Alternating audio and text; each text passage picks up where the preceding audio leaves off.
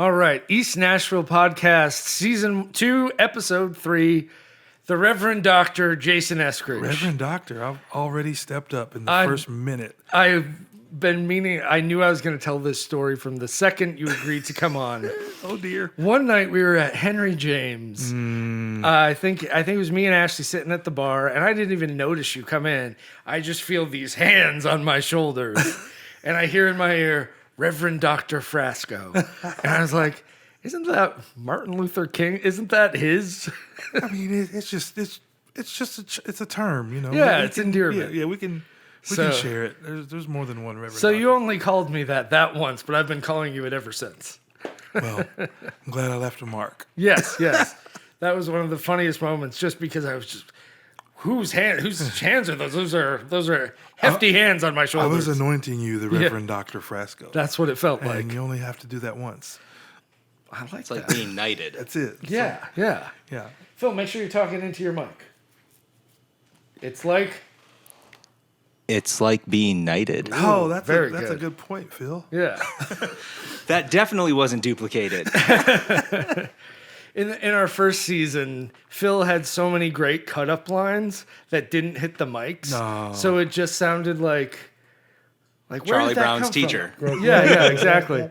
Like the two people on camera would laugh, and if you're watching the podcast, it was just like, what are they laughing at? So we gave Phil a mic. Nice. A well-deserved mic. Welcome to the smart. microphone family, Phil. It's not an SE though, because I'm not. Of course the it's guy. an SE. What are you Of talking course, it's about? an Is it? SE brought to you Oh, by I'm sorry. SE. It's not the. It's not the top of the line Dynacaster. It's the middle of the road Dynacaster. It's the Squire. Yes. Yes. Now that we have our product placement out of the way, right. let's dive into. I mean, we all know you in East Nashville as a musician, the leader of Sunday Night Soul, a guy who's constantly on tour, constantly in the media doing music. I tell people this all the time. I just show up for work wherever they tell me to. That's great. But what not everybody knows is that prior to a career in music, you worked at NASA. Is that correct? I worked for one of the contractors in Huntsville, Alabama, and Okay. all of our contracts were with NASA. So Very cool. And what did you do there? If it's not classified. I can't tell. No, I'm just kidding. So Are aliens real? what is real? Ooh, provocative. See, I worked on a program called the ASAT program, which was the anti-satellite program. So it was one of our many systems that our military uses if someone sends up an enemy satellite to be doing nefarious stuff. We take care of it. Is there any concern for like space junk in that program? Ironically enough, and I can't really speak to that, but the idea of the ASAT program was primarily for the sake of not creating space junk or collateral stuff that fell to the earth. Yeah. Because when they talk about, and before I even say this, I'll say that I really don't know much about this stuff. But when they talk about sending the space shuttle and whatever the hell up there now, one of the big concerns is space junk, that you'll collide with something and done. Yeah, this again, without saying too much, a lot of the process was aimed at not creating collateral damage. Cool. Yeah. Cool. And how long did you work there for? So I worked there from the beginning of '98 through most of '99, so almost 2 years. Okay. Yeah. And what's your background? Do you have an engineering degree? Yeah, so I went to college at Tennessee Tech and studied mechanical engineering there, and took that job after college. Yeah. Very cool. Very cool. And Nashville, born and raised? Born and raised in East Tennessee, a small town called Rockwood, Tennessee, which is about 30 minutes west of Knoxville, so this side of Knoxville. If you're ever heading to Knoxville and you're up on the mountain and you can kind of look down and see a little town in that valley, Cool. that's where I grew up. I own all that. Awesome. tell it to me in Buc-ee's. Where is it from Buc-ee's? 20 minutes past Buc-ee's. Love that. Yes. Man, and I stop every time. What an experience. I mean, How much do you love Buc-ee's? this is probably a consistent answer for most people, but my answer would be more than I should. Yeah, yeah. I don't think any place that's that close to the interstate should take that much of your time, energy, and or money. Like, Yeah, yeah. I get it feels like you should be driving further from the interstate to spend that much time in a place. Because I've spent hours there. You spent hours in Buc-ee's? Yeah. Oh, wow. Like, I'm a self-proclaimed snackaholic, Okay. but I also like the weird little stuff like the cutting boards and Yeah. all the things over in the sundries, I guess they call them. Yeah. The thing for me about Buc-ee's, it's like a shrine to symmetry. Yes. You walk in and everything is just Yes. so perfectly laid out. And for a person who also self-proclaimed has OCD, Okay. it rings very consistent with the way my brain puts things together. Yeah. To walk into Buc-ee's and, I mean, all your sandwiches are stacked perfectly Yeah. and just... It feels good. Yeah, it does. It does. It's just like, I don't know why I love this, but I love this. It's funny. Like, usually I feel like I come out of a convenience store just like, oh, Yeah. like, where's the hand sanitizer? You come out of Buc-ee's and you're like, oh, wow, I have a new lease on life. It's like, it feels like a cousin. It feels like the southern redneck cousin of Chick-fil-A. Okay. Just like the very streamlined processes of Oh, yeah. getting you in and out, Yeah. but still a little like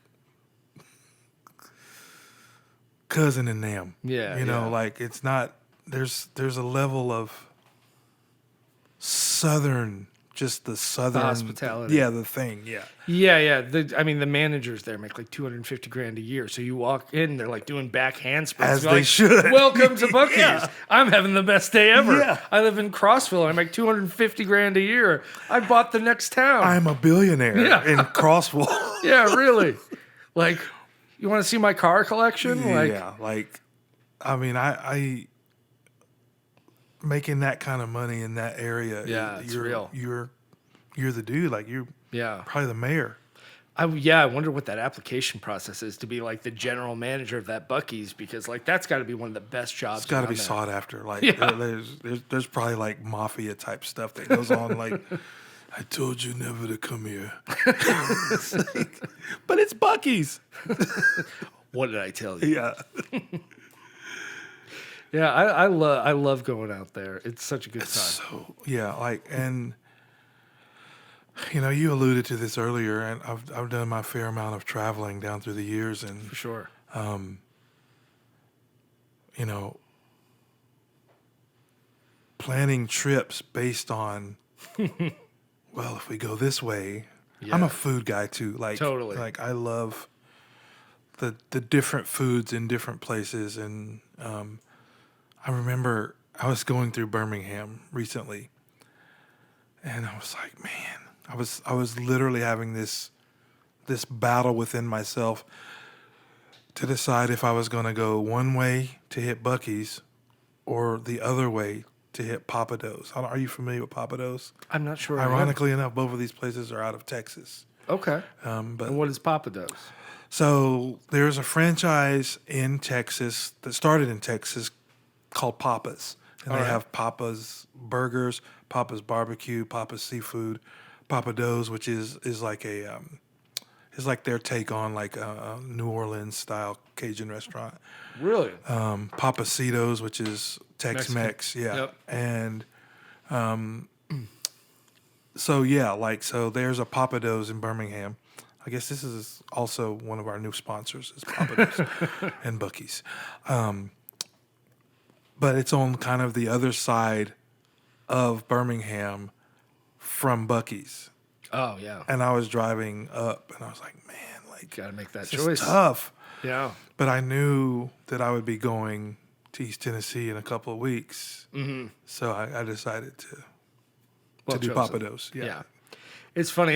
Me and Ashley just went to New York recently, and Shout out to Virgil's Barbecue in Times Square. okay, that's where we were. Was Times Square, And the entire time we're there, it's just killing me not to be in Brooklyn. Like, to be in Manhattan, and Manhattan's awesome, Yeah.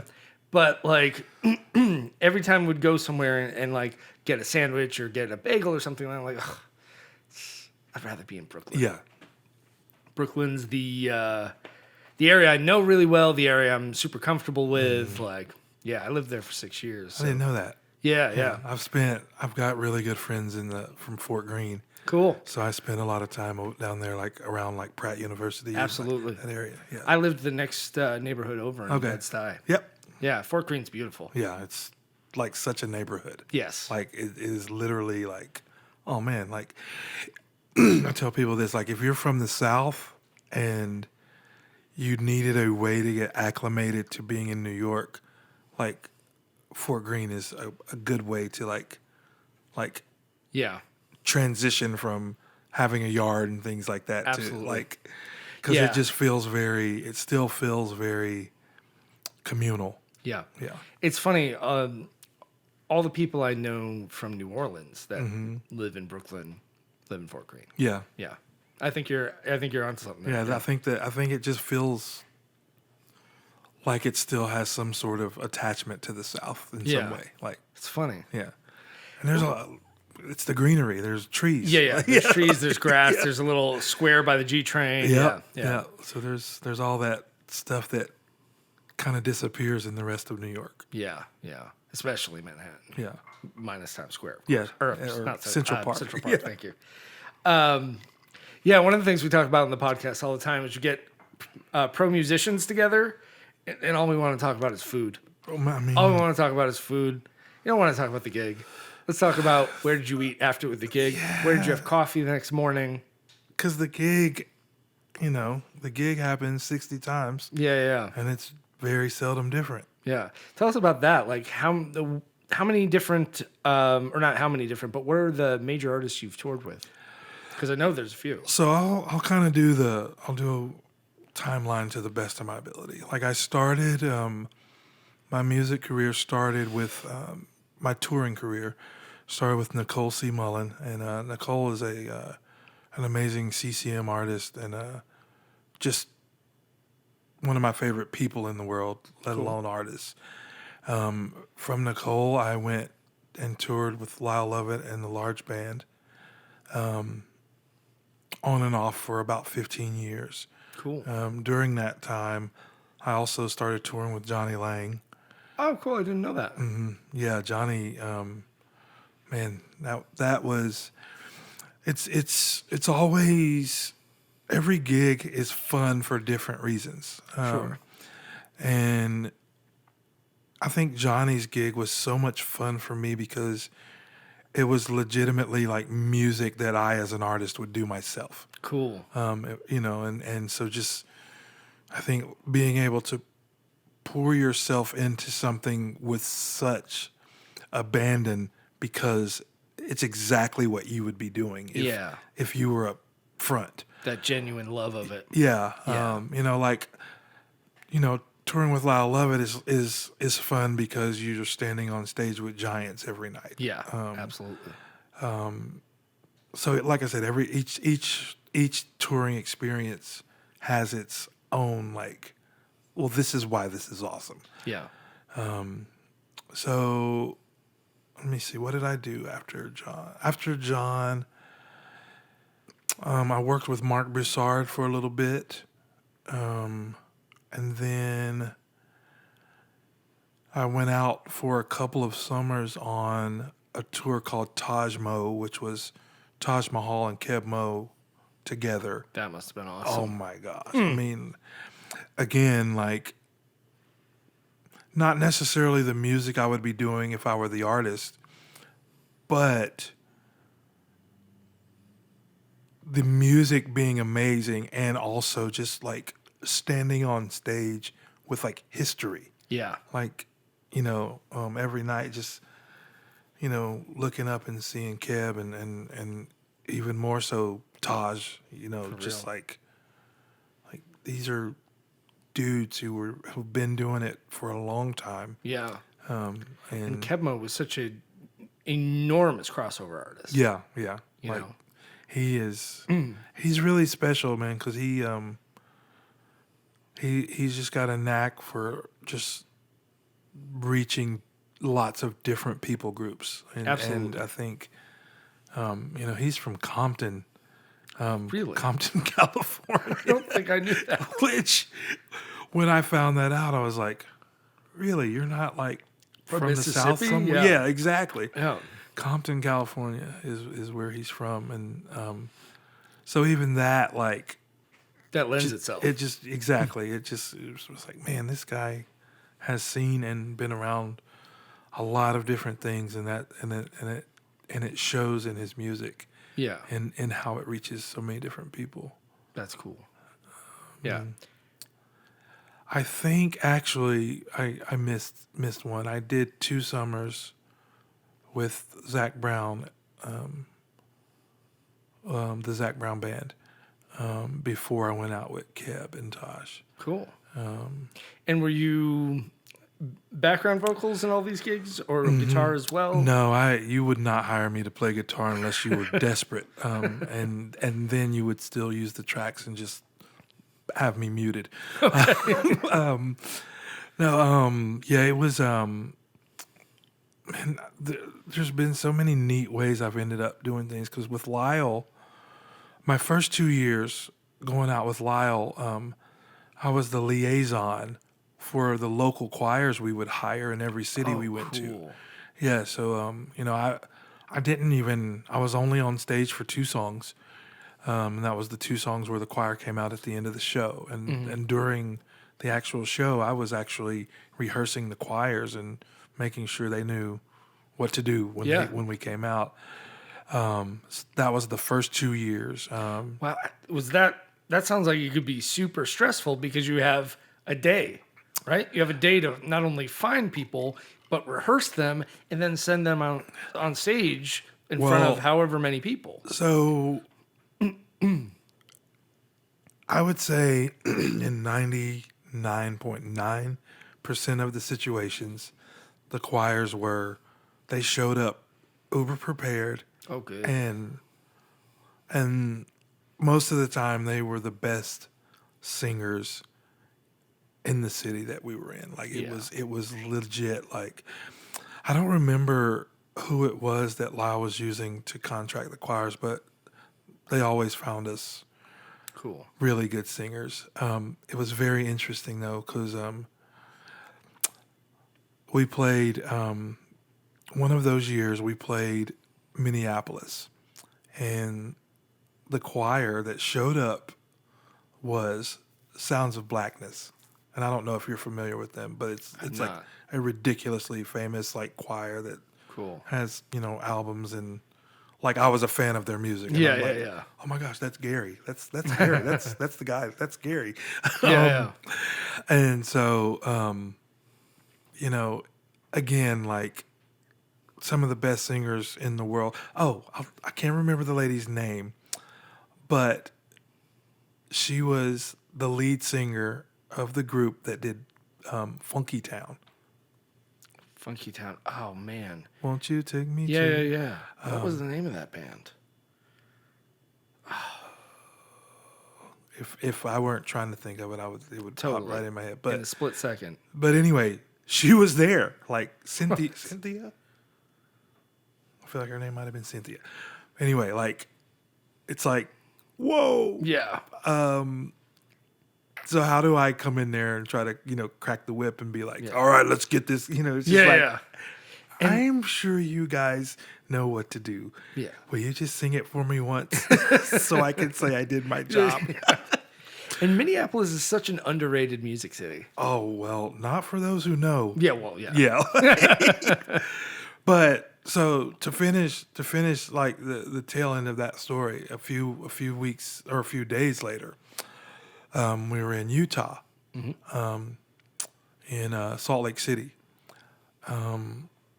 where at that point in time, the only black person there was Karl Malone. And so, get to the venue. It's this beautiful place called the Red Butte Gardens. And it's this outdoor amphitheater, beautiful. We get there, And I get to the room that's designated for the choir, and it is exactly what you would have expected. Nice and pasty. Yes, for Salt Lake City. Yeah. And honestly, those people were awesome. And it was interesting because I think, just musically, culturally, musically, there are things that make sense to some musical cultures that don't make sense to others, like the and.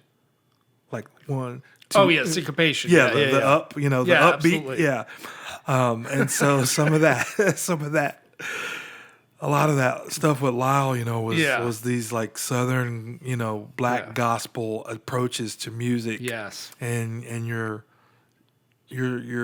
trying to teach it to these almost classically trained like Mormon folks, that are amazing at what they do. But probably don't have a huge background in secular music.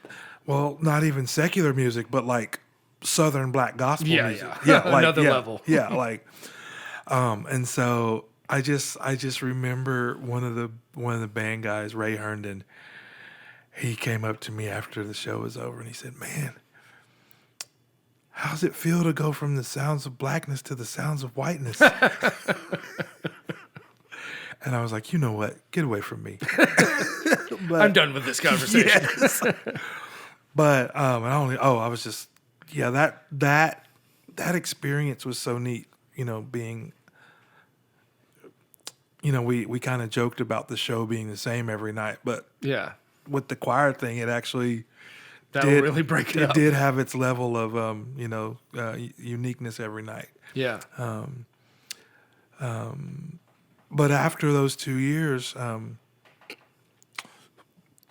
think that tour was called Lyle Lovett and the Quasi Cowboy Band. It wasn't called Lyle Lovett and his large band. So it was a smaller band, but with a choir at the end. After those 2 tours, he went back to the large band. And I was like, well, I guess that's it for me.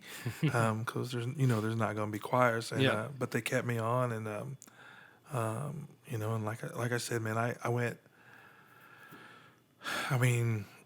I started with Lyle in 2002 and, we were out last summer. So it's been very cool. A 20 something year span of being able to work with him and those guys. And,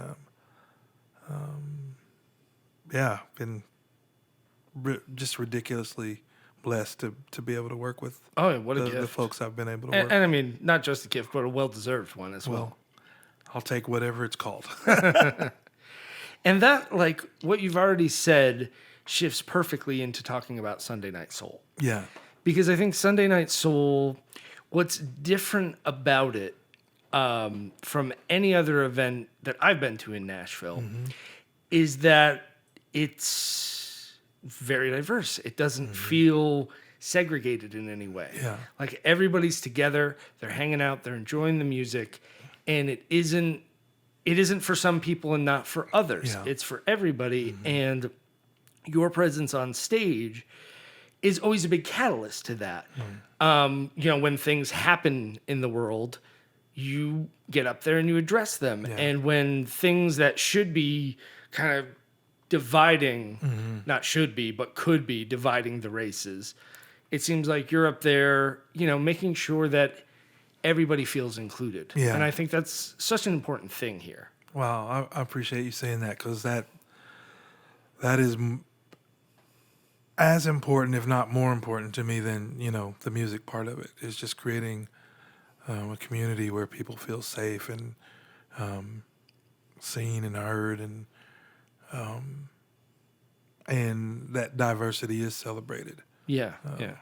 I that's just always been important to me. I grew up in a pretty, not a segregated town, just a town where there weren't many black people.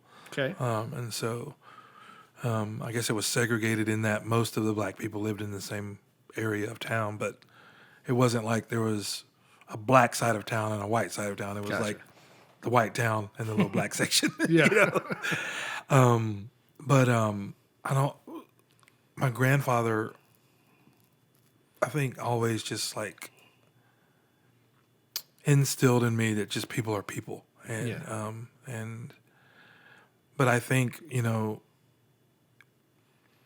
if you are black and you grow up in the South, especially if you're born in, the 70s or any time before that, you're just going to experience things that hurt. Yeah. And I think you can do one of two things with that pain. You can either let it make you bitter and angry, or you can let it make you better. I tell people all the time, I've only, in my life experience, I've only experienced two things that bring people together across racial and socioeconomic and all the other different borders, and that's sports and music. Yeah. And I jokingly say, my body don't do sports no more, so it's going to be music, Yeah. And so, to swing back to the point you were making about Sunday Night Soul, all those things that you mentioned about Sunday Night Soul are very intentional, and that is, by design down to the artists that I pair together on the same night. Sure. Just to make sure that we can create a room where people are in the room with people that they wouldn't necessarily otherwise be in the same room with. Yeah. Yeah. And not for the sake of creating like this, like forced, you guys have to hang out, but more just creating like an atmosphere where people get to see other people who are more similar to them than what they've probably assumed. Yeah. Previously. Yeah. And I think we've done a good job of that, and I think, Absolutely. I'll always, it's definitely an interesting tightrope to walk, if you will, because,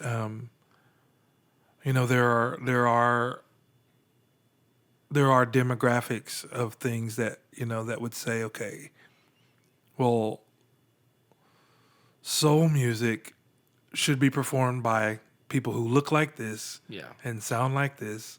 And, so as I guess the gatekeeper of Sunday Night Soul, it's been, it's always been my goal to make sure that, I'm broadening the perspective and perception of what people assume soul music can be. Yeah. But at the same time, making sure that I am creating a safe place for black artists to create music. Because this is still Nashville, and it's Yeah. Music City, but country music is the golden calf, or whatever you want to say. The golden goose. Yeah, the golden goose. So if you want to, again, if we got to create, I think it's important to create spaces that that are safe and that also foster like Yeah. people of color to be able to do what they do, and for women to be able to do what their thing. Yeah. We did an amazing show back in March that was an all ladies. The entire night was ladies. Yeah. Every artist was a lady. The house band was all ladies, and it was just like, Yeah. I was there for that. I'm Yeah, like 99% sure I was there for that. yeah, and it was just it was such a special night, and that's, like I say, it's just my goal to always try to create a room where people feel, people who necessarily don't always have a platform, have a platform. Yeah. Yeah. Absolutely. And I think, like you said, it's not forced. That's, it's funny, like, so many times at Sunday Night Soul, I've gotten into, like, unfortunately, I was born with MAGA face. So, there's not a lot of people of color who want to walk up and just, hey, start a conversation with this guy, because you never know. And if I could change the face, I would, but I'm stuck with it. But so many great conversations I've stumbled into at Sunday Night Soul, because if you're there and you're grooving out and having a great time, like, it's clear that you're not, somebody Yeah. to get in the corner. Yeah. Right. Like, Well, and that's the thing. Like if you have that room of people, but there wasn't soul music happening, yeah. and it was just a room Yeah. with Might be a little awkward. yeah, and that's why I just always the importance of music. Yeah. It just does transformative things Yeah. to every space if you really are again intentional about the music that Yeah. you're injecting into the space. Now, how did it all start? I know it's been, is it 11 years now? Nine. So April was our 9-year anniversary. Okay.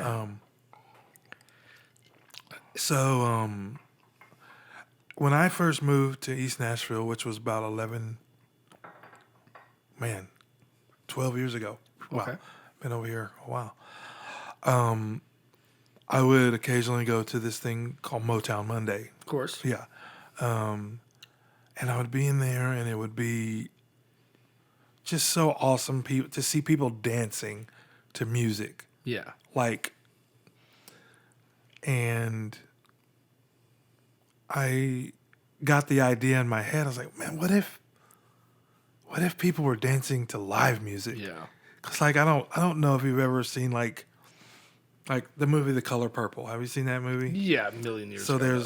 there's the juke joint. Yeah. And there's a band over in the corner, and people are just sweating and dancing, and it's just. And I was like, man, I think it'd be really neat if we gave something like that a shot. And so I went to the owners of the 5 Spot, and I said, hey, I'd like to do something that's kind of like Monday Night Motown, but more on a live music tip. Yeah. And the rest, as they say, is history. And we've made it through lean times. We've made it through a pandemic, and don't have any thoughts of slowing down. We're Good. just gonna again keep showing up for work. Yeah. Yeah. Yeah. Well, I mean, even just that house band, like when it's the Sunday Night Soul band, Yeah. like just the I don't know, the privilege of having to listen to those guys. Yeah, Like, I mean- when it's Sunday night and that band is playing, it's like you're a fool for not being there. Yeah, I mean my guys are, most of the. If you see me on stage with a band, I've been playing with most of those guys for at least 15 years, Yeah. and they know my moves inside and out, and they know what I'm thinking before I think it, and on top of that, like each of them is an amazing player in their own right. Oh, like without a doubt. aside from me, Yeah. you've got people that have played with everybody you can think of, and so to your point, to get to have started Sunday Night Soul with them, and for them to still show up, 9 almost 10 years later, anytime I call them, it's a huge blessing. Yeah, that's really freaking cool. Yeah, and I'm not, another one of my idiosyncrasies is that I don't love change like a ton. Like I don't.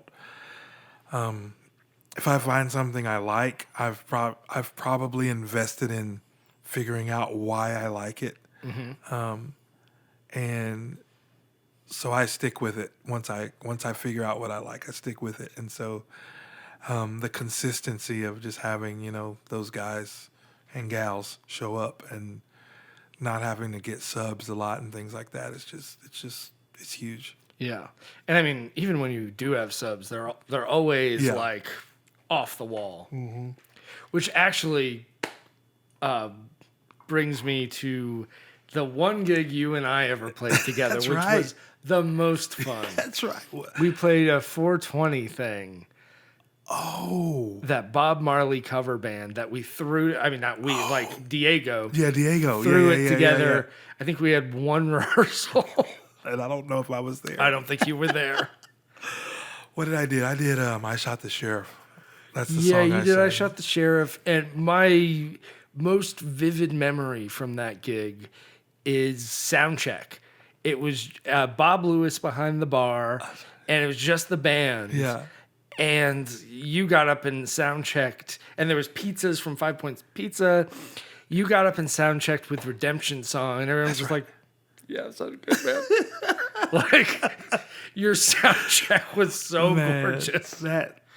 That means a lot because you do those gigs and it's like you say they're thrown together. Oh yeah. And so you don't ever get the chance to get the cohesiveness thing going. Yeah. Or the chemistry. Yeah. You just have to hope that everything clicks. Yeah. And so I feel like we clicked that night. Oh, it was a really fun night.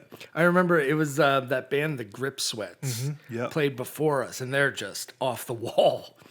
And then we're getting up, and it's like, this is an established band that just ripped the roof off the place. I mean, luckily, I think our big advantage that they were playing originals and we were playing covers. Sure. So like everyone knew the songs we were playing. So even if we weren't as tight as them, but there was also like a lot of special guests too. Right? Oh like, yeah, it was, yeah. I think did Elena sing a song? Keisha sang one. Oh, Keisha, yeah. I don't know. I don't remember. There were a lot. There was a lot of singers. Yeah. So I think, and I remember like we got through our whole set, which was it was probably 12 songs, something like that. And the audience wasn't having that we were done. So we basically just played the first half of the first set over again. That's awesome. And everybody's just grooving out and we're grooving out. It's like, and it's Marley. So yeah, exactly. I mean, so like all the songs aren't that different. Yeah, so like, let's just have fun. Like, yeah. That was such a fun night. I forgot all about that. Yeah, it was so long ago. But when you agreed to come on, I was like, what am I going to talk to Jason about? I was like, oh, I got to make sure I talk about that night. Because that was really cool. That was the first time you and I played together in a band. There was a few other great musicians. Bass player named Chris. I can't think of his last name right now. Really great bass player who played in that band that I hadn't played with before. I don't even wow.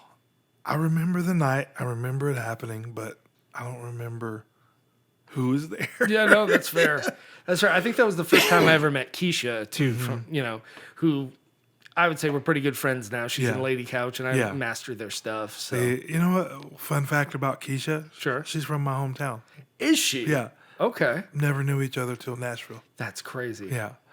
She's from the town over. But I mean, it's like Madison, Nashville. Totally. It's like that kind of situation. Totally. And, do you know that guitar player Jules Belmont in town? Great player. I don't know that person. I feel like you know him if you saw him. Yeah, if I saw him. Yeah, there's a lot of those. I met him at $2 Tuesday at the 5 Spot. Not only is he from like 2 towns over from me, he went to high school with my sister. Now, where are you from? I'm from West Springfield, Massachusetts. Oh, wow. Yes. That's crazy. Yes. to go. Not the South at all. Yeah. Yeah. I grew up in West Springfield. I moved to Boston to go to college, and then lived there for a few years after. Yeah. Then I moved to Brooklyn for 6 years, and now I've been here in Nashville. November will be 10 years. Nice. So I had the culture shock of a lifetime. Yes. Man, when I first moved to Nashville, everybody was like, dude, calm down. Yeah. And I'm like, what the fuck? What are you talking about? What's your problem? I'm not doing anything. I'm just being. Yeah, exactly. I'm sick of being in this line. Yeah. Which is still a problem for me. Well, I'm a Southern boy through and through, and I hate waiting in line. So, kills me. And some have said I'm an aggressive driver. Well, maybe that's why we're friends. I'm all about efficiency, man. Yeah. I think that's how I developed a crush on Ashley. Because she's like the most expeditious bartender. Love it. When she's behind the bar, you're getting your drink in like 90 seconds or else. Yeah. Like, you know what I mean? Yeah.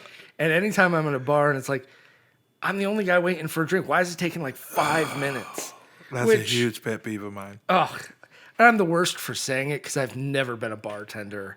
Like, it's a tough job. Well, I've never done it, and so I shouldn't talk shit. I think you can look at the situation, though, and if the person's sitting there on their phone or doing anything other than making you a drink, I mean, obviously there are situations where people are just busy. Yeah. But like you said, you're the only person at the bar. Yeah, come Like, on. Let's get to this. make my drink. Yeah. Come on. Even worse if it's a beer. You just got to open it. Yeah, Hand it to me. Yeah. Yeah. I came here with the intention of tipping you well. Yes, I came here. Please don't mess that up. And I wanted to drink. It's a bar. I Yes. came to drink. Yeah. Why is my mouth dry? Yeah, like you had one job. Or, Really. So let's talk about your musical foundations. oh wow. Okay. We're around the same age. I think you're a couple years older than me. I am 40. I'll be 49 this month. Okay. Man, black don't crack. You know, black does crack. What black don't do is expose itself unnecessarily to the sun. And that is a hill I will die on because I've seen some very old looking black people that because they worked in the sun, Okay. but you guys have this. You just want to be darker. Oh yeah, I don't do that. I'm pasty as hell. Yeah, you probably won't crack. Yeah. Let's hope. I think I don't. I won't crack because I don't have kids. Well, I don't. You know, the concept of slathering yourself in cooking oil and then exposing yourself to the hottest source of heat known to man Yeah. and thinking that is That's not gonna somehow work out. Yeah, like what Yeah. could go wrong? Yeah. Seems legit. Like. So yeah, like I always push back a little bit on black don't crack. What black don't do is, like, if you see me in the summertime, I got on a hat and long sleeves because skin's not built for Yeah. Yeah. direct exposure to the sun. But all that to say, yes, we are probably contemporaries, Yeah. relatively close. Yeah. Yeah. So the music. So you would have grown up on the music of the mid '80s to mid '90s, yeah? I am. Or in terms of what was contemporary to you? Yeah, well, it's interesting because I was primarily raised by my grandparents, and so I'm a little bit older Yeah. than a person my age, just because the people, the experiences, and the influences, the people who start that over. The people who primarily exposed me to things were two generations away from me, rather than, you know, my mom was, she exposed me to some stuff too, but I primarily spent most of my time with my grandparents, and so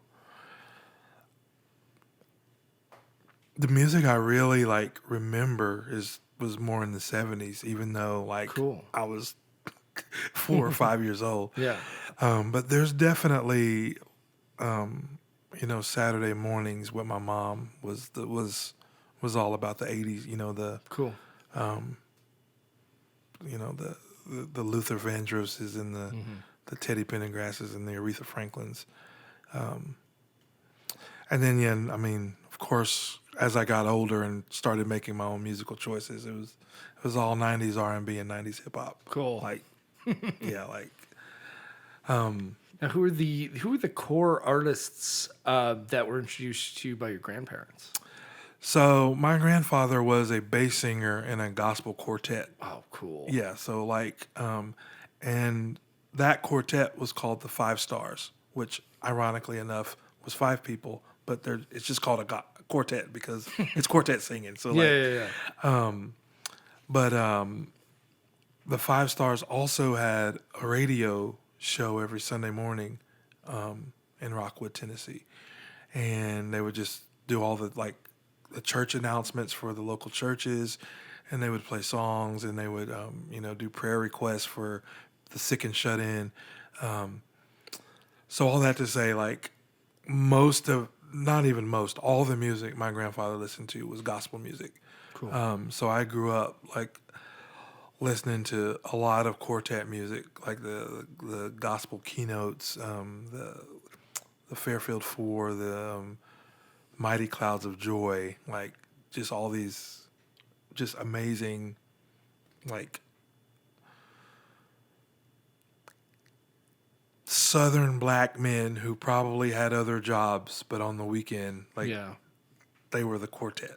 And then as I grew older, my grandfather, in hindsight, it was very like forethoughtful of him, because like my grandfather never really transitioned to like the 80s equivalent of what the quartets were. Like he stayed on those, but there were groups like commissioned that came out, and I remember my grandfather bought me the record, and it was like guys a little older than me, but definitely the next generation of like gospel music that that sounded like 80s music, and it sounded like even more so it sounded like, I don't want to say secular music, but it sounded current. I remember my grandfather bought me this record. It was called Commissioned. The group was called Commissioned, and the record was called Ordinary Won't Do. And I just wore it out. And I'm talking record, like... vinyl. Vinyl, yeah. So there was that side of my music coming from my grandfather, and then there was the kind of the side, like I said, hanging with my mom, which was more the soul music. And then every summer, from when I was about probably 7 or 8 through probably 15 or 16, the day school got out, my mom would pack me up and drive me to Chattanooga, because I'm an only child. Okay. But my aunt and uncle who lived in Chattanooga had 4 sons. And so, like, it's either, like, sit in Rockwood by myself or, like, go to Chattanooga and hang out with my 4 cousins, which was awesome, because also, like, it wasn't just that it was my 4 cousins, but it was a big city. It was Chattanooga. And so Chattanooga had a radio station called Chat 94, WJTT, and it was, R&B and hip hop. And my cousin Robbie, my older cousin, who we actually share the same exact birthday, 4 years apart, he had all the records, man. He or the tapes. I'm sorry. He had all the tapes. Remember that. Yeah, like cassettes. Like Curtis Blow, Run DMC, like all the hip hop stuff, LL Cool J. And so that's like, and I would, Robbie was old enough to have a job, or he would be out during the day doing whatever. And so when he would be gone, I would always bring blank Maxell, 60-minute Maxell tapes. Because I would do one of 2 things. I would just record the radio, record WJTT, because even with the announcements, I was going back to Rockwood, the coolest kid in town, because I had all this music. Or I would sneak, and you'll get a kick out of this, high-speed dub Robbie's cassette tapes. Yeah, I remember that. Yeah, and it's like, it's not only am I pirating music, but I'm doing it at twice the speed. Which now is it's just dirt ridiculous. slow. Yeah. And so a 50-minute album takes you 25 minutes. Yeah, like exactly. A 50-minute album now is it's done. Yeah. But I say all that to say, like, I had like these 3 different musical influences: my grandfather, my mom, and Robbie, my cousin Robbie. Cool. And Chattanooga. And so and I could probably throw one more in. Like one more musical influences, because growing up in Rockwood, Tennessee, I told you my grandfather, they had a 1-hour radio show on Sunday mornings. The other however many hours there are in a week was country on that same station, and it was the AM station Big Wolf, WOFE. I love that you remember the call letters. They're ingrained, right? Yeah. And so the primary music that you had to listen to in Rockwood, if you weren't listening to the tapes you bootlegged Yep. last summer, was country music. And so I don't know that I ever was like, man, I really love country music, but I certainly never was like, man, I hate this. Yeah. It was in your ear. Yeah, and I remember always being drawn to Ronnie Millsap as a kid, and as I listen to him now, it makes sense because like he's a soulful cat. Yeah, like for real. like I always wished that there was a time or a moment in time that had he and Ray Charles opposite of one another at pianos, just trading songs. That would be pretty great. Wouldn't that have been awesome? That would have, it'd probably honestly be one level above Billy Joel and Elton John. Yeah, you know? exactly. Like yeah. that same idea, Yeah. but like. Because Ray had all the country stuff he did. Yeah. And like I said, Ronnie, super soulful. I actually got to sing on a Ronnie Millsap record Really? probably 15 years ago. Me and a good buddy of mine who's passed on, named Scat Springs. Did you ever know that name? I don't think Scat so. Springs was an amazing singer here in town, and Thomas Kane. We did I couldn't tell you the name of the song or anything. I have to go dig it out, but we did a little session, and Ronnie was in the next room, and he was so kind and so sweet. That's really cool. But like that would have been just those two guys. Yeah. Obviously the correlation of them both being blind, but just them also both being like very like yin and yang to one another Totally. in what they did musically. Yeah. Yeah. And not for the obvious reasons, but Yeah. the opposite reasons. Yeah. Like Yeah. this one guy really likes country music and he's black, and this other guy is super soulful and he's white. Yeah, And just put them face to face, or I guess they could be looking whatever. Insert That's- inappropriate Yeah, joke that's there. the exact. I'm sorry. I blame, It's okay. I blame it on Phil. Yeah. He hasn't said anything in a while, so I was just a filler. Yeah. Yeah. It works. We throw to Phil whenever we right. can. Under the bus. No, it's funny because despite what anyone might assume, my audio career started in Brooklyn hip hop. Yeah. And I mean, when you said Brooklyn, I was like, oh, he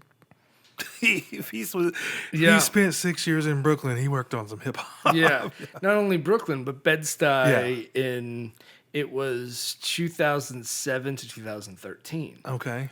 So before the hipsters got there, yeah. I was there two floors above a bodega, and rappers would go into the bodega and say, "Hey, is a white guy working today?" And the guy behind the counter would call me up and be like, "Hey, these rappers they want to track with you. Should I send them up?" And I'd drag my ass out of bed and be like, "All right, yep, send them up. Let's do this." Wow. And they'd come in with like a flash drive with a beat on it. Yep. Or in the best case scenarios, they'd come in with a Pro Tools session with all the separate stuff of the I beat. thought you were going to say they show up with an NPC. No, I wish that would have been the coolest thing. No, I never had any rappers show up like we're gonna track this beat out right now. Yeah. It either came on a Pro Tools session with individual tracks, or it came as just a stereo beat. Gotcha. And it was always really joyful when they came in with the session with the individual tracks, because then we got to collaborate and mix it, right? Yep. Like if someone comes in with a stereo beat, I can master it. Yeah. But it's usually already been mastered Yeah. and fucked with and all that. So, but those were really cool times was when, because I largely grew up on 90s hip hop and Yeah. R&B too. Like loved that Is stuff. there one who's the Blackstreet. Blackstreet for me. Yeah. Yeah. Or anything to do with Babyface, really. Like, Well, oh, man. that's like everything else. Yeah. Yeah, I like hip hop Like that's that produced by dude- Timbaland. That dude, Ever heard of that? Yeah, you ever heard of him? Yeah, that was real funny. Blackstreet, I just loved their Yeah. stuff. So So yeah, were you hip to Guy? hip Do you to know who Guy is? Guy. So here's a little history. Oh, please. In the 80s, Teddy Riley, the founder of Blackstreet, was in a group with two Hall brothers, Aaron and Damian Hall, Okay. called Guy. No, You ever I'm heard a not- song? No. You ever hear a song called Teddy's Jam? I feel like I've heard that. Jam, oh jam, jam, Teddy jam for me. I'm gonna have to check it out. So anyway, that's Teddy Riley's been around a long time. Yeah. Since way before Guy. Yeah. Man, that again, that era of like late 80s, early 90s R&B, yeah. all the just synthesizers were huge and everybody was just like stacking synth sounds and Yeah. drum machines were becoming like actually usable to like make Yeah. music and but yeah, like that was one of my favorite groups. But and then, to speak on longevity, like Teddy, man, Yeah. because he did, what did he do? He did Guy, and then Blackstreet, and then he recreated himself in Rex and Effect. Do you remember that? Yeah. Yeah. And so it was just like that guy just keeps coming at you Man, it's wild. and produces everything. Yeah. Yeah. Funny thing, like I remember when it all really converged for me because I don't know, for some reason when I was a teenager in early 20s, there was all these things I liked that for some reason my mind separated. Like I was a nerdy, emotional kid who liked to write poetry and read poetry. I was a big fan of Edgar Allan Poe and Henry Longfellow and, all that sort of stuff. Deep stuff for a kid. Oh, yeah. I was still a tortured guy. Man, Poe and some of the darker Robert Frost stuff, especially as a Is New Edgar England Allan guy. Poe the Raven? That's the Raven. Yes. Yeah, okay. Some of the darker Robert Frost stuff, because he's a New England guy. I'm a New England guy. Robert Frost was Two Roads Diverged in the Yellow Wood. Yeah. And Acquainted with the Night. Okay. And, I don't know why that stuff's in my head. because I thought about it for a long you're time. I think if there's a little part of you that's tortured, Yes. like you hear these poems and it's just like, it hits you like a ton of bricks, even though it's not a recording and it's not musical, but poetry, Yeah. when you read it, it has an inherent rhythm to it, even if you know nothing about poetry. It just And just it understand reads the in power rhythm. of words, too. Yeah, Like yeah. just the power of words just being spoken. Yeah, Sometimes even more so than over music because you have to focus on them yeah, so intently. yeah, And absolutely. you get to focus on them Yeah. so intently. So before college, I was like writing poetry, but like listening to Boys to Men and Blackstreet and all these bands. Yeah. And then obsessing about guitar and practicing guitar 4 or 5 hours a day. And these were three different worlds to me for some reason. Never the two shall cross. Yeah, exactly. Even though they could not be more related. Yeah. And then one of those big moments was Blackstreet did that song with Slash. I think it's Fix or Fixer or something like that. If you need a fix. Yeah. They did the remix with Yeah, Slash. and Slash is just shredding over it. And the music video is also, I think I've talked about this on the podcast before. I'll probably talk about it again. As you should. Like, that was one of those moments where you're like, oh, all this awesome stuff can coexist. Yeah. Like, and the lyrics in that song were hip. Like, Yeah. everything about it was awesome. And then it just has this outro, ridiculous guitar solo. And you're Yeah. like, oh, man, I need a cigarette. I think like that's what made Michael and Prince transcend Yes, absolutely. because like Absolutely. they didn't care. Yeah. They put whatever they felt like putting Yeah. wherever. Yeah, it wasn't. And Stevie, I think. Yeah. Oh, yeah. Man, I I got to be within 6 feet of Stevie Wonder at NAMM this year. What? And that was pretty cool, even though it's like, I didn't get to say hi or shake his hand or anything, but it's like, Stevie Wonder's right there. He's right there. He's right there. Just touch one of his braids. Man, one of my favorite all-time travel stories is I had some chance to travel in Italy. No, we flew into Munich, me and my buddy Andy. And for some reason, neither of us, and this is probably, when would this been? 2005, 2006, maybe. Mm-hmm. None of us thought to bring CDs. So we get to Germany, and I was like, oh, shoot, we got a rental car. Do you have any CDs? I don't have any CDs. So, and then you turn on German radio. It's German radio. And Europe, the radio is so weird. It'll be an opera and then like a Michael Jackson song and then like 20 minutes of talking that you don't understand. Man. And so we stopped. By the time we got down to Italy, we stopped at one of the auto grills, one of the rest stops, and we found Stevie Wonder's greatest hits. And we listened to that thing nonstop for 2 weeks. That's awesome. Never got sick of it. Yeah. Every time Uptight comes on, you're like, oh, hell yeah. I heard that 45 minutes ago. It's even better now. Run it back. Yeah. So I think you have a mutual friend with Phil? Oh, yeah. If you tour with Lyle Lovett, my friend Nate does audio for him. One of his many audio guys. He's I think Nate was our monitor. monitors guy. Yeah. Yeah. Super awesome. I'll dude. say super chill, just yeah, like really. eh. Yeah. Yeah. I do a lot of events with him over the summer. I So would, I've known him for about 10 years now. I would like come in and act like I was going to be a jerk to Nate because it was always like our little shtick. Mm-hmm. Dude, I can't hear myself.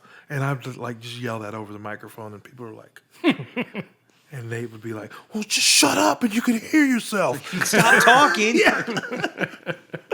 But no, Nate, man, he's a good dude, man. There's a lot of great dudes on that tour. Yeah, he says he loves going out with Lyle. Yeah. Like the crew, it's just a solid, good gig because everybody's like on the level. Yeah, there's very seldom any ego stuff because it's like, dude, we've all done it. Yeah, everybody's been around the block and Yeah, back, so yeah. who cares? That's always the best when you can have a big group of musicians and there's no ego bullshit. Yeah. All right. So one of the last things I want to ask you for is, so like I said, from West Springfield, Massachusetts, grew up before as we both did. Grew up before Spotify, grew up before Apple Music, and even Napster was late in my teens. Yeah. So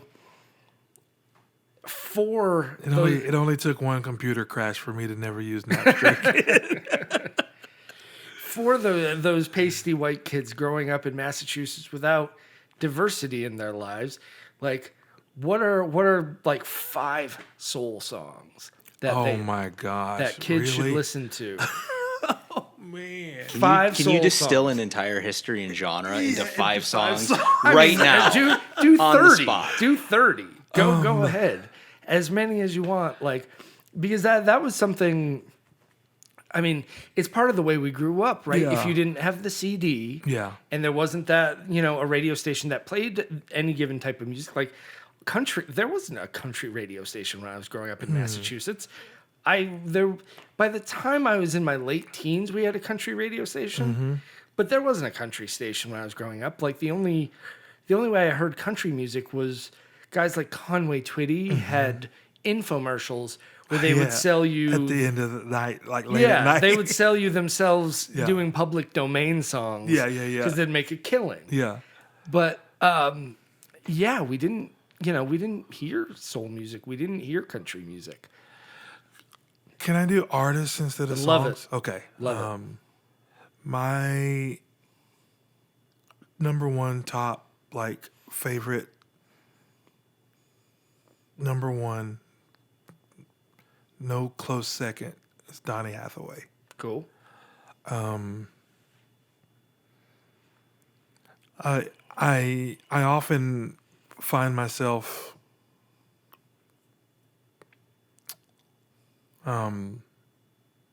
fashioning even how I do shows kind of based on Donnie, because Donnie, one of the things Donnie did is like he didn't write a ton of songs, but he would take other people's songs and reimagine them in ways that like you're like, whoa, like he did Yesterday by the Beatles, just a totally different version. I mean, just he did He Ain't Heavy, He's My Brother, also. Again, but totally different. And he even did Stevie Wonder's Superwoman, but just again reimagined. Like, and the song What's Going On, like the version of that song that I fell in love with, even though I had heard Marvin Gaye's version hundreds of times, was Donny Hathaway's version of that song. Which my band and I, we do that song, like, and we do it Donnie's way.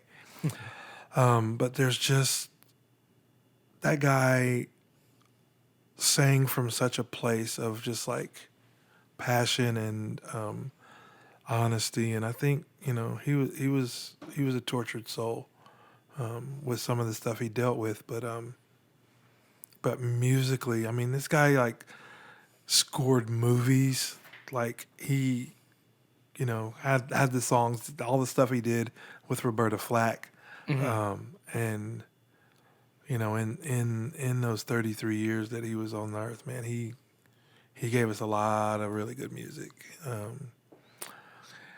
I think, it's almost cliche to say the second one, but I mean, if you want to know about soul music, just ask Stevie Wonder. Like, I mean, you have to, you don't get to Soul Town without going through Stevie Wonder Avenue,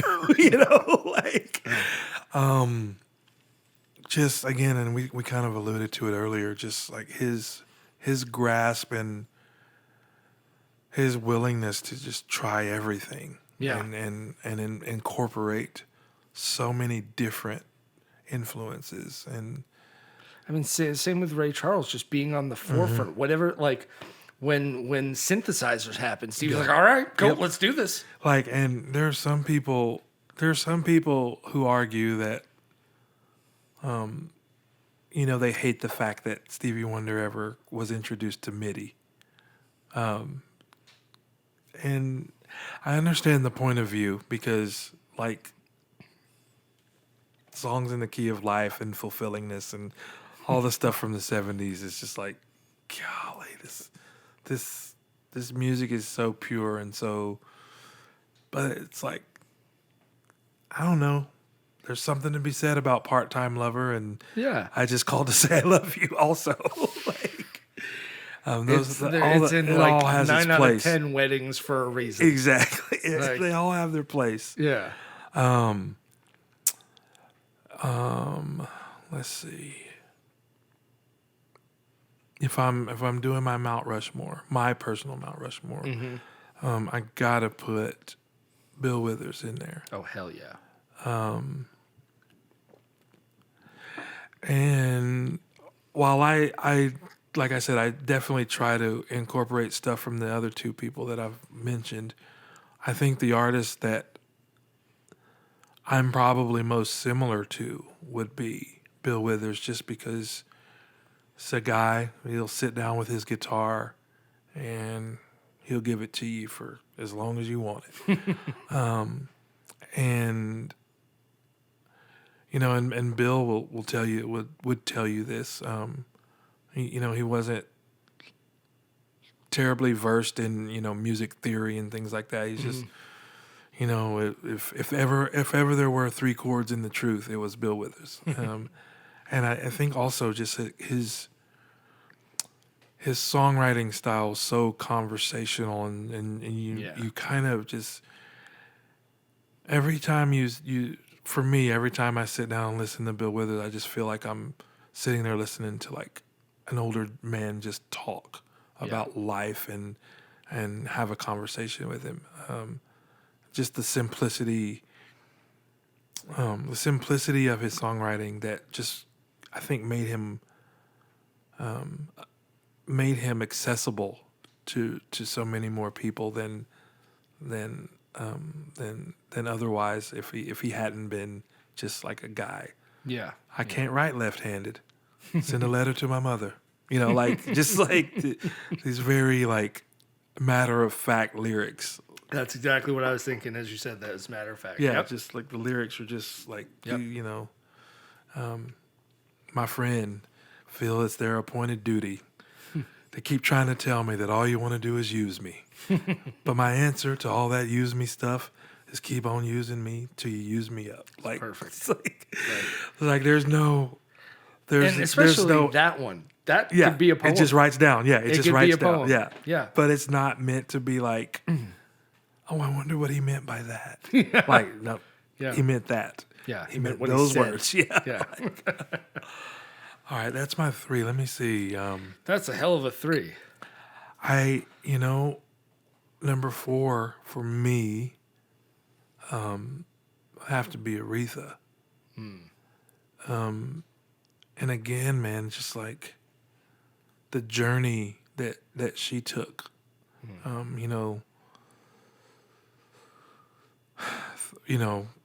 From gospel to mainstream, back to gospel, and just all the things that you never really got to see of Aretha, because like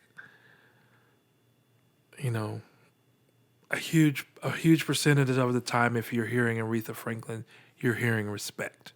Yeah, of course.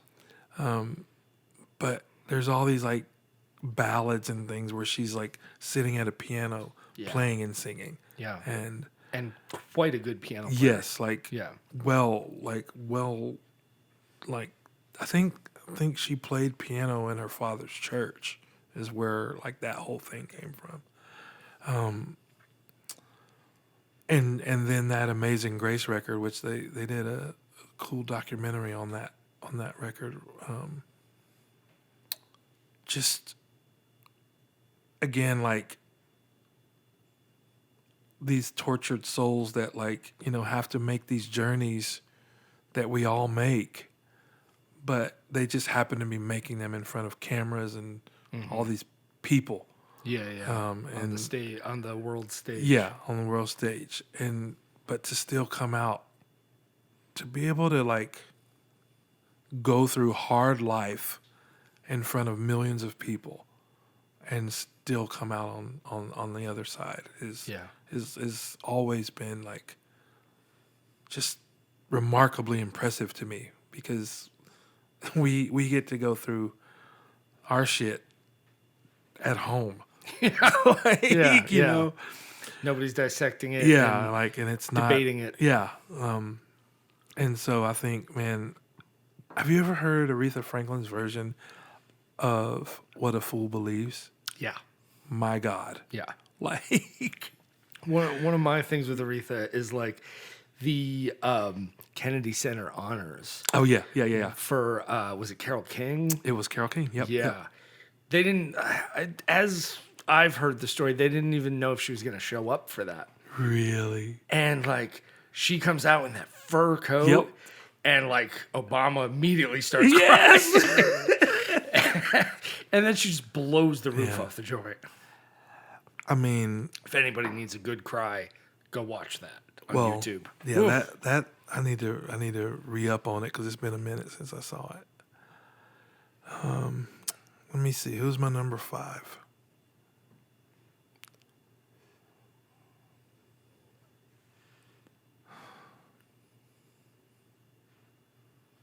So I'm gonna ask you.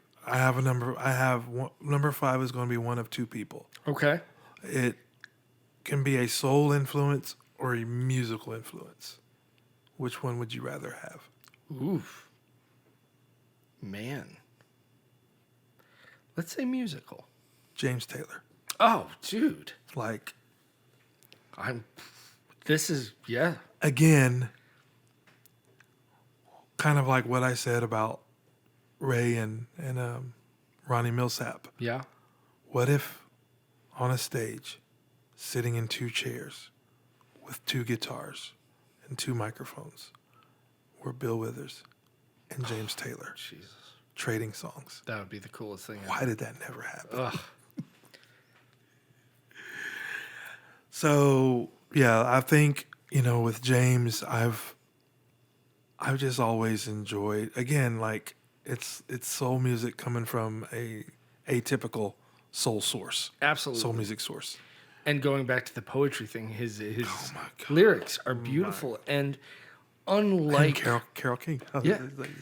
unlike a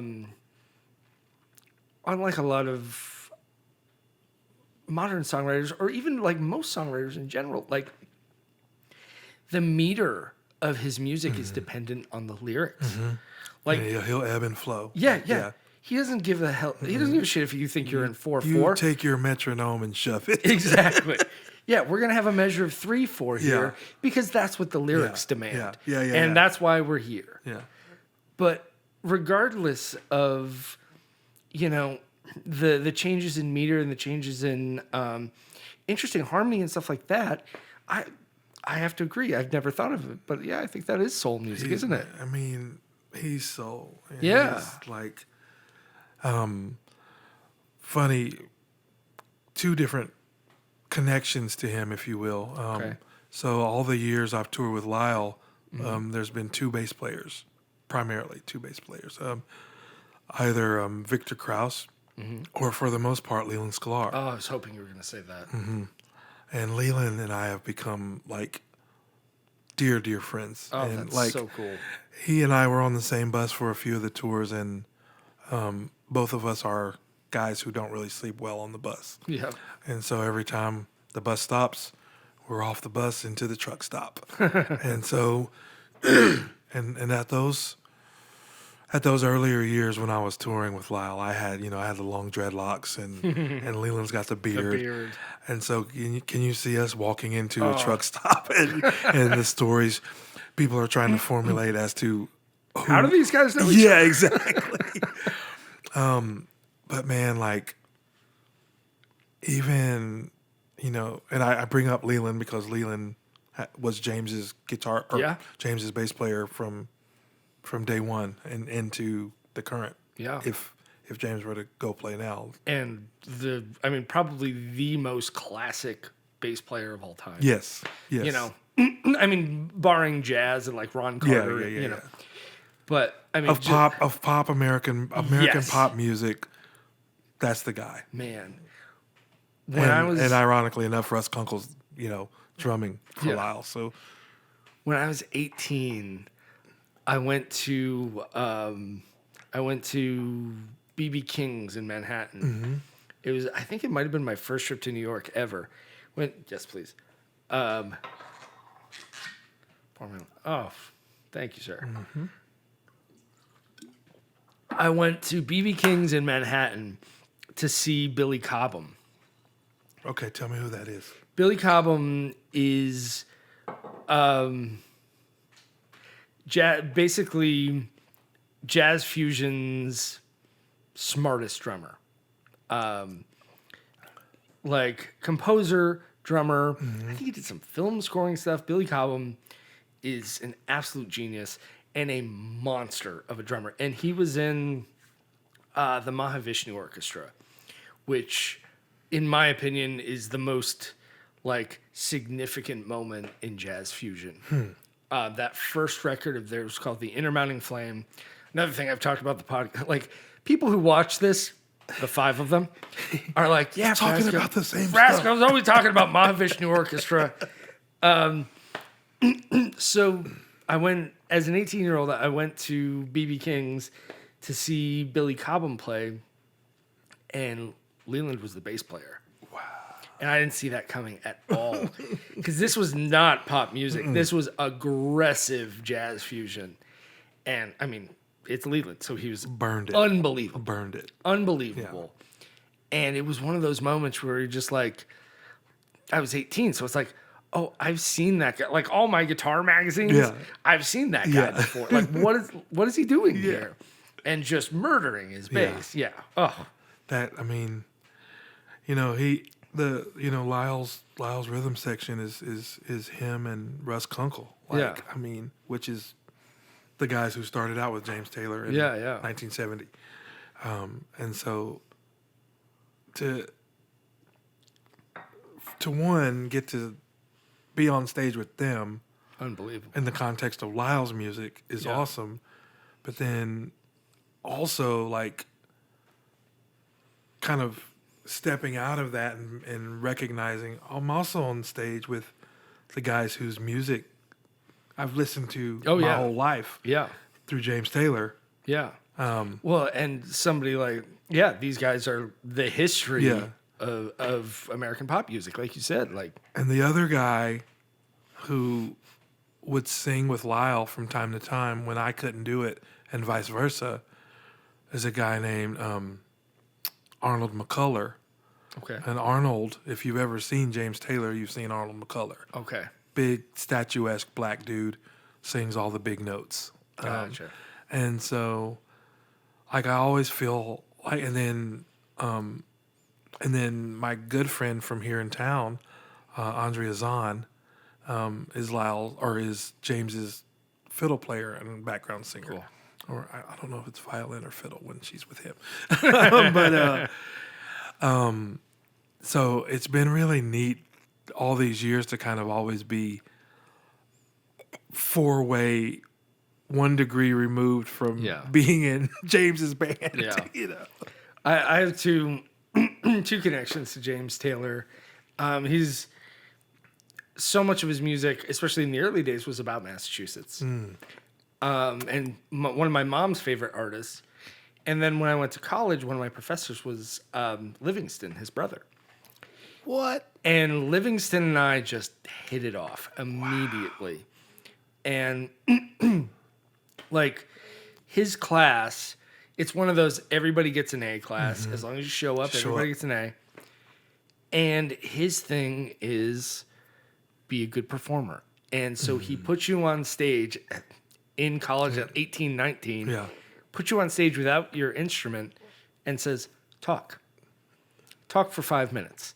Feel how long 5 minutes is when you're unprepared and when you're in front of all your peers who you're going to have to see in the hallways later. Yeah.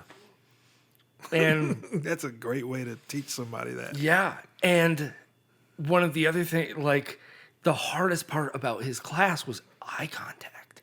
He would say, as you're talking, go among the audience and make eye contact with each person. And as an 18-year-old, you're like, I don't want to. I'm going to be a rock star. I'm going to close my eyes and I'm just going to rock out. And, I never have to look at anybody. And then at the end of the class, he'd get up and play a song. And you would see him just connected. Everybody. Every single person. Yeah. And singing and playing beautifully.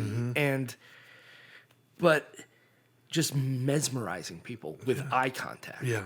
In addition to the music. He's singing into my soul. He's singing, exactly. Exactly.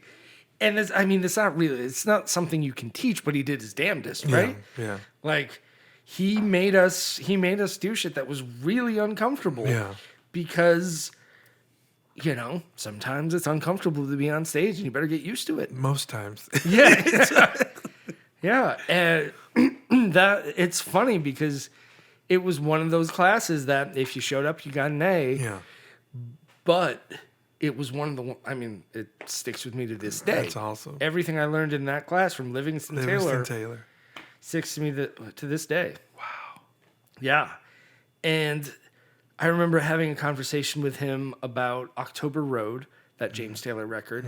That was obviously one of his later records, and saying, like, what do you think about this versus Sweet Baby James, and having a conversation about it. And even as far as October Road, it's a lot of music about Massachusetts. Was he an older brother or a younger brother? I think he's older, but I'm not sure. Gotcha. Yeah, It's at just some point I knew. interesting to hear like an older brother versus a younger brother talk about their superstar brother. Yeah. Like in the context of just. But Livingston's no slouch. He's had some hits. Oh, I mean, okay. he has a private jet. Okay, well, Yeah. It was. I need to do some research on Livingston too. Livingston's a great guy. Yeah. That class was one of the best things ever. So who was the other person you were going to talk about? Rance Allen. Now, that name I'm not sure I know. Say it again? Rance Allen. Okay, that's new to me. Passed away a couple of years ago. Primarily a gospel singer. Okay. But did a couple of mainstream records. But I wish right now everybody listening to this we could just play some Rance Allen for them. Just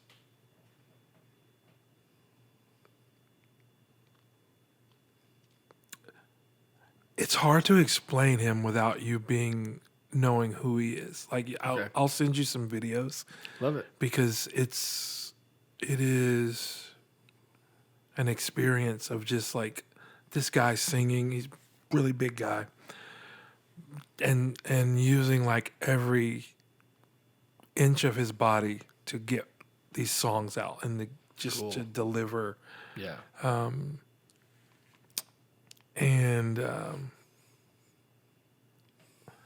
think the thing that makes Rance different from the other people I've mentioned is Rance is just like this, was just like a freak, like vocally, like could do like whistle tones and all like this. Oh shit! Just like just all these things that like you're like how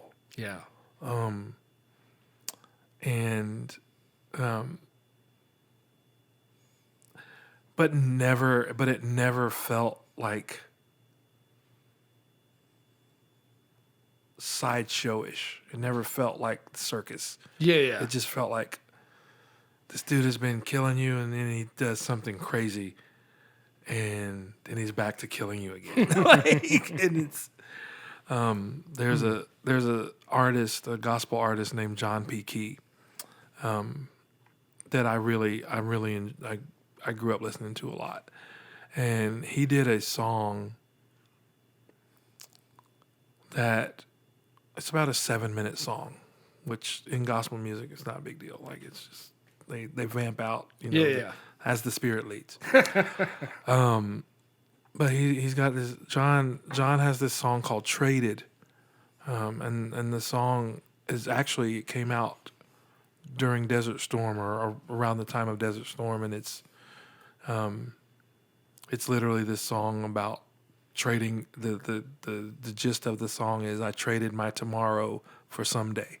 Mm-hmm. And it just talks about the bravery and things associated with going to war. And that song, John sings the song, and like at minute 5, it's like, oh hey, Rance is here, and they just rant, and it's like Rance and he just start just going back and forth off of each other and doing these harmony things together, and it is absolutely one of my absolute favorite recorded musical moments. Cool. Because, and we're gonna listen to it once we finish this. I'm down. Can't wait. But the end of the song, like, it's a fade. It's like the slowest fade you've ever heard. Because it's like so much amazing stuff is going on. They're like, but we've got to get out of here somehow. We got to make it on the radio. And Rance does this just big growly, like, note. Yeah.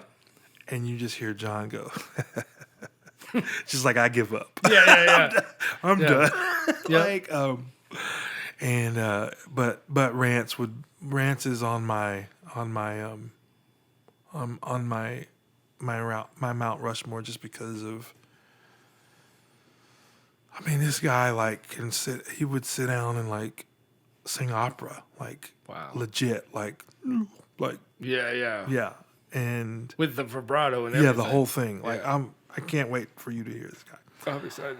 And I'm gonna throw one more honorable mention in because between him as a producer, as a songwriter, and a singer and a bass player, Tommy Sims is top of the heap. Cool. Do you know Tommy? I think. I know who you're talking about. Yeah, I mean, Yeah. You got a groan from Phil. yeah. That's And I usually don't know anybody. Yeah. So. And so little backstory. Tommy was A good groan, by the way. Yes, So that yes. isn't misunderstood. Like a pleasure groan from Phil. Tommy was the bass player for the E Street Band. Yeah. Bruce. Yeah. And down through the years, you'll get a huge kick out of this. I'm 'cause excited. Tommy Sims wrote No Diggity. You're fucking kidding me right now. No. Are you messing with me?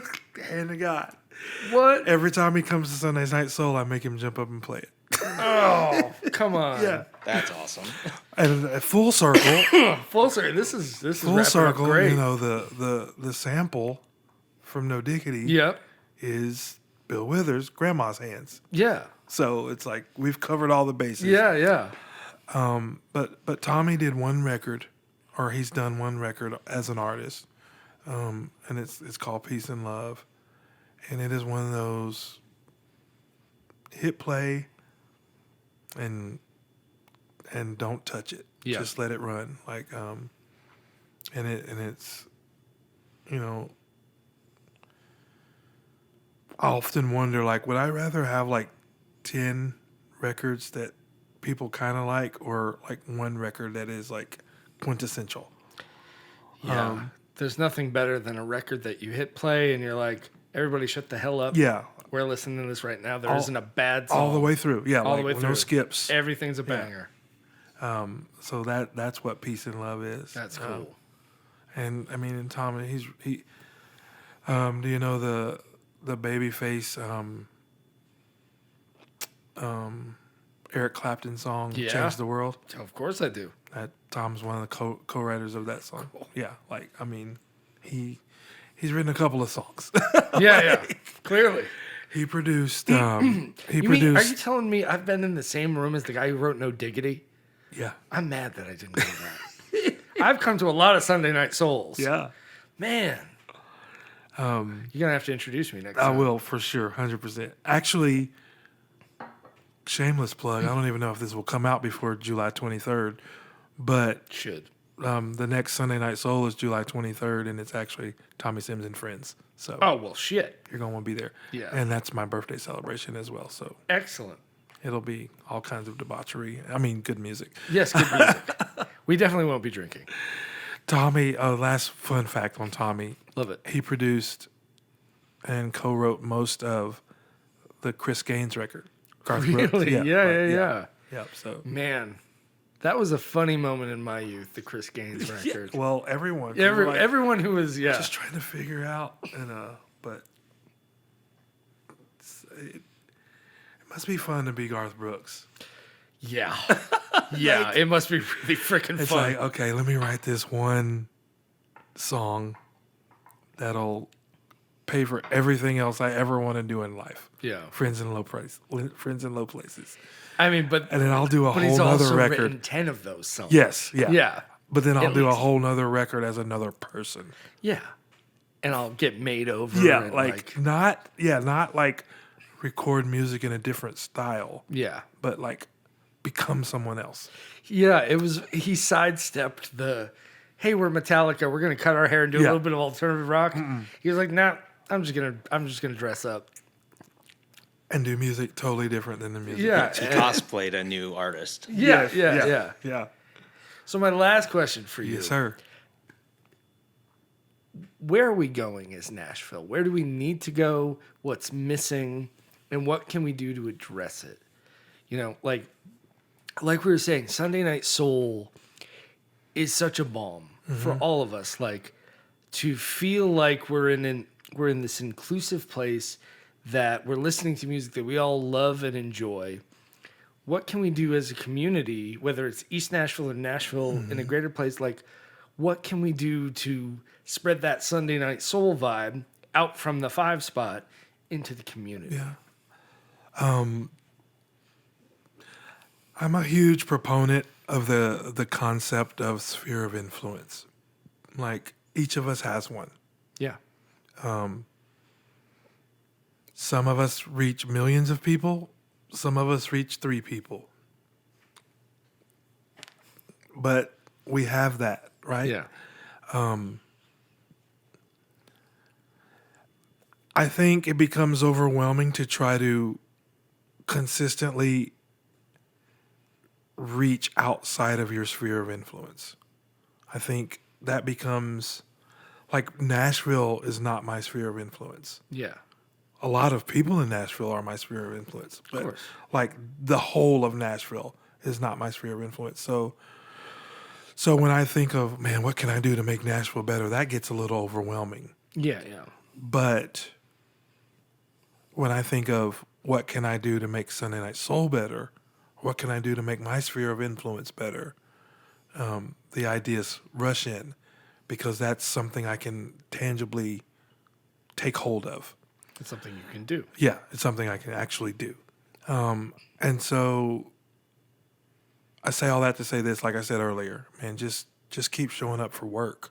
Yeah. And when you have a chance, an opportunity to make a difference, make a difference. And train your eyes and ears to hear and see those things because they're not always presented as a really forward ask. Sometimes it takes us paying attention to what's going on around us, to see how we can best serve our sphere of influence. So I could talk about stuff like I wish musicians didn't have to pay for parking and things like that, but ultimately, I think, man, I think we each best serve our fellow man when we like focus on the things that we can change with immediacy. And I think first we have to identify what those things are. I keep coming back to this term. Identify your sphere of influence. Yeah. And it makes perfect sense. And then influence the hell out of them. Yeah. Like, we live in a world of influencers. I just put up air quotes if you're just listening and not watching.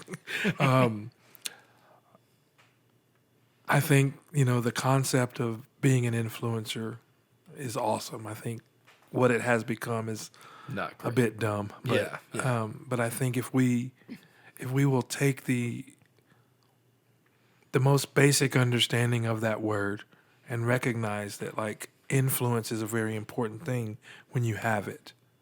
That's why you get in trouble for driving under the influence, because that means you're being controlled by something that is powerful.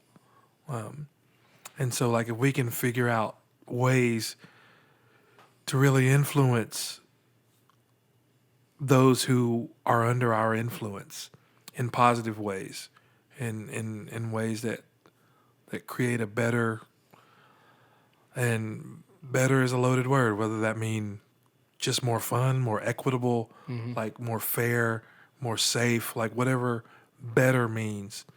If we can use our influence to create better, then that ripple effect fixes a lot of the things that feel too far away to actually be able to influence them. Absolutely. Yeah.